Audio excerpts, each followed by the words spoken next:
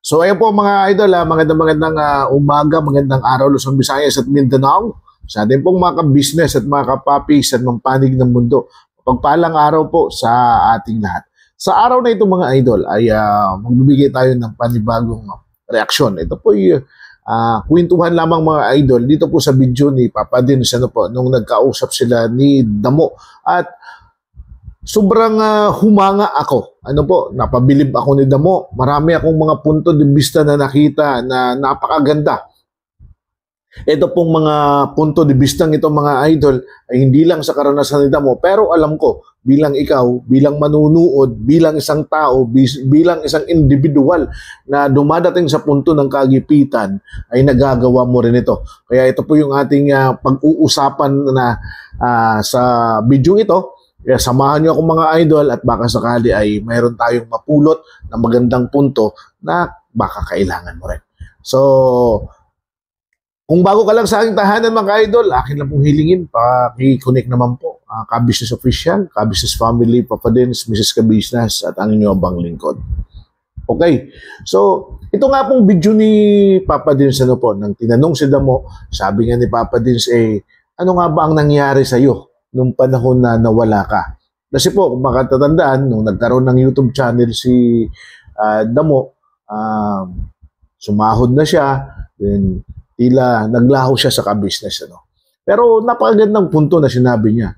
Yung sinabi niya na dahil nga sa may nangyaring kagipitan sa kanya, nalulung siya sa utang. Alam niyo po mga idol, wala naman tao na walang utang.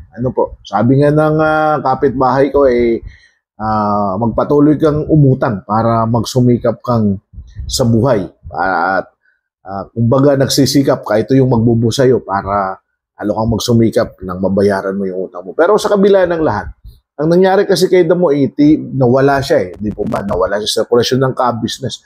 Ang magandang punto na nakita ko doon is yung sinabi niya na nagkaroon siya ng realization sa kanyang sarili.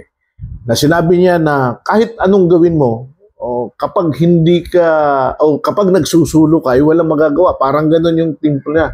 Nagkaroon siya ng realization na bakit ako nandito? Bakit ito ginagawa ko? Samantala doon kila ka-business, doon daw kay kuya, sabi nga niya, sumasahod naman ako, kumikita naman ako, hindi pa mahirap yung ginagawa. So, yan po yung magandang punto mga. Alam niyo po, ang tao kapag nagkaroon ng realization po sa kanyang ginagawa, then nagkaroon siya ng comparison, ano yung the best, sigurado po na makukuha niya yung pinaka-the best na solution.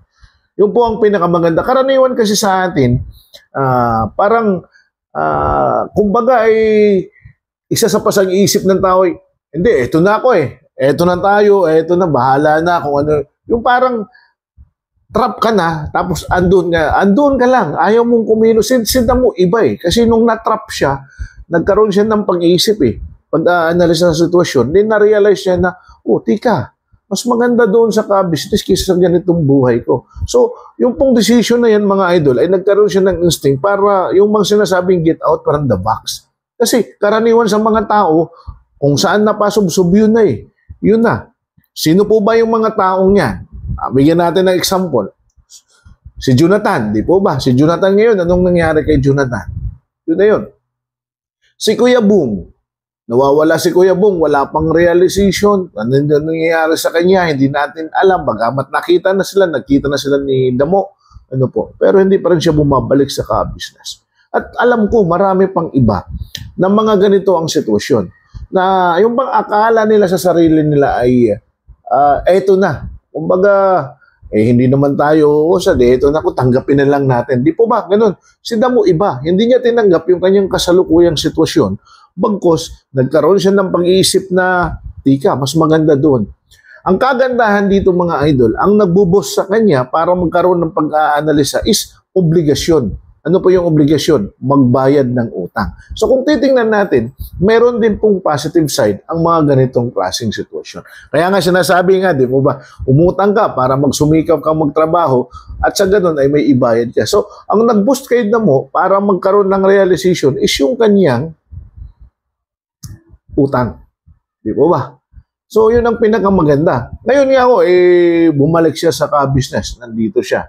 At doon nga po sa video ni ka-business, di po ba, yung may sahod na po ba ang kagwang? Siya yung una ng tinanong. Gusto niya ng sahod. Sabi niya, opo, gusto ko ng sahod, 10,000. Yung ibalik yung sahod niya. At sasahuran nga siya ni ka-business ng 10,000.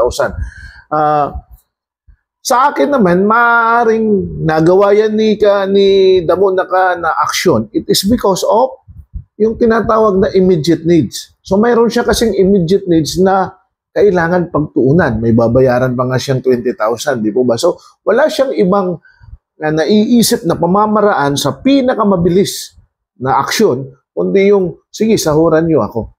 Ano po? Karaniwan sa mga tao, usually ganito Bagamat mayroon kang long-term na ability na pwedeng kumita in a long term, pero hindi mo pwedeng gawin kasi mayroon tayong tinatawag na immediate needs na kailangan ng immediate action. Kaya ako si Damo, napaisip niya na gano'n. Kaya sa oras. Pero ako, sa akin, sana Damo, kumbaga, kapag natapos ka na, magtuloy ka lang sa pag-YouTube kasi iba kasi ang tinatawag na yung bang mayroon kang income na pwedeng lumaki pagdating ng panahon. Kita mo yung mga kagwang nung tinanong, hindi sila makapagsalita dahil alam na alam niya bagamat bumababa ang income pero may posibilidad na lumaki ito. Tawag doon mga idol is passive income. Kailangan nga lang trabahuin, kailangan lang ang pagsumikapan. Now, si Damo bilang vlogger, pag-usapan natin. Nakita ko yung abilidad ni Damo Si Damo naman, nung nagkasama kami rito, lalayo siya tapos bibira siya. Kasi nung nasa Bibilog kami, talagang sumakay pa siya ng bangka. Akala ko kung anong ginagawa, yung pala nagbablog na siya doon. Bagamat masasabi natin na talagang medyo underdog si Damo sa lahat ng mga kagwang. Kasi una,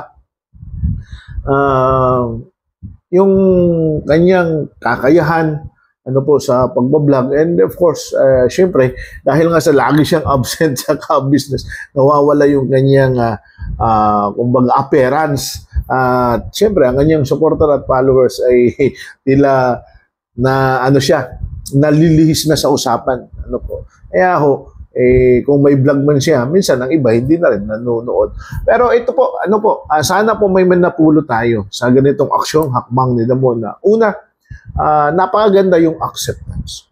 Yung tanggapin natin yung kasalukuyang sitwasyon. Yun po yung unang ginawa na, di ba? Tinanggap niya yung kanyang kasalukuyang sitwasyon. And then pangalawa, analyzation. I-analyze mo Magkakaroon ka ng pag-iisip.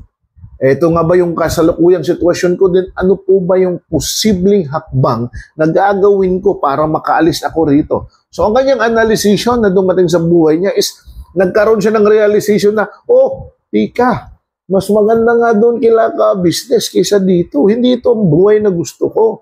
Dito naghihirap ako doon hindi. So napakagandang punto de vista yan na na-realize niya yung sitwasyon na, mas maganda ang buhay kila ka-business. And hopefully, sana Damo,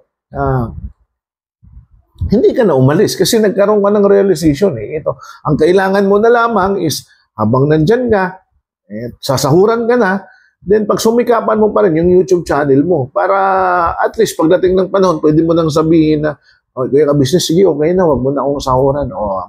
Magbablog na rin ako dire-diretso.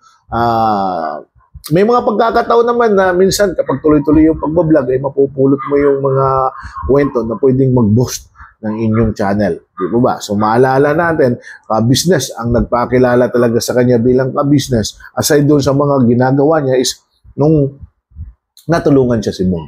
Doon siya doon siya lumaki. Bagamat masasabi natin na syempre, parte lang yan. Meron din namang mga ginawang si ka-business para sa kanya sarili.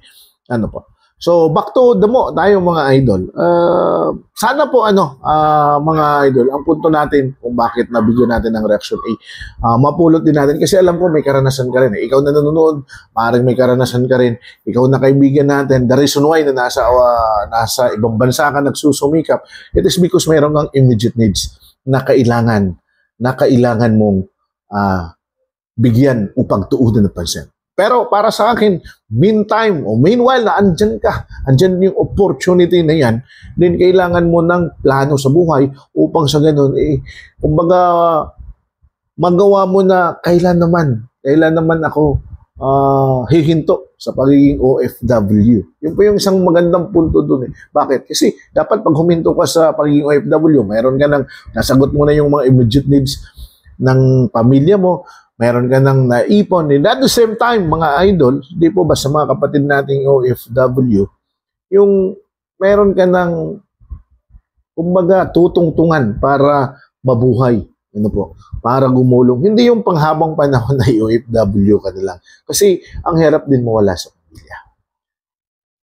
Ang hirap mawala sa pamilya. Yun po yung punto na nagpagising kayo mo. Ang hirap mawala sa pamilya ng ka-business. So, at least, na-realize niya yun. And congratulations Damo. Welcome sa pagbabalik. Sana po, Damo, na itong gagawin mo ay magpakita ka na ng, kumbaga, parang the best mo na magugustuhan ka ng mga followers at huwag ka nang umalis muli. Ano po? Dahil ikaw na rin ang nagsabi na maganda ang nasa ka-business, mahirap ang nag-iisa, and at the same time, alam mo naman ang puso ng ka-business. Higit lalo si Papa Dens, alam mo naman ang puso niya na talagang hindi siya nagpapabaya sa kanyang mga kapamilya. Mga idol, pa-comment nga po sa comment section nang madugtungan po naman itong ating usapan at ako na may makarinig ng inyong mga sasabihan. Ano po? So, magandang araw po muli sa inyong lahat. Ako po si Taong Gala. Please do connect and follow Ka-Business Official, Ka-Business Family, Mrs. Ka-Business, and Papa Dens. And of course, mga idol, ang inyong abang lingkod, Taong Gala. At syempre, ang lahat ng ating mga followers, lahat po ng ating mga kagwang, lalo-lalo na po si Damo. Suportahan po natin at ang lahat ng mga reactors. Pagpalang araw po sa ating lahat. God bless us all.